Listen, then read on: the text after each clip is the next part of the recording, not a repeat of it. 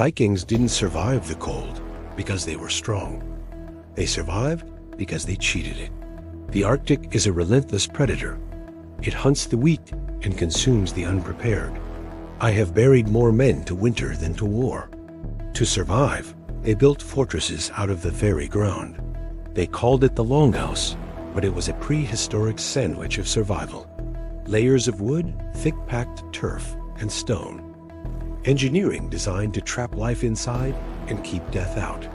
Outside, it is minus 30 degrees. Inside, the Earth's natural insulation keeps the air a habitable 15 degrees.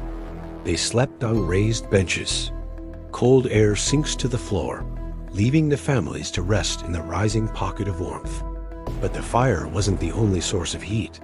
At the back of the house, a living radiator breathed. Cattle and sheep shared their roof.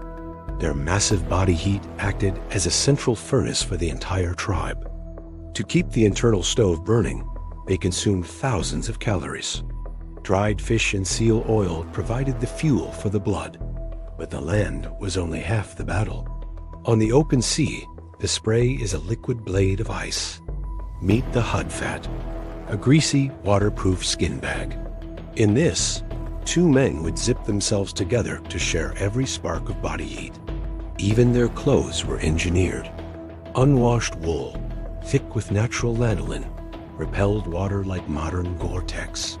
Then comes the great dark, months without the sun. This is where the mind begins to fray. They fought the silence with craft.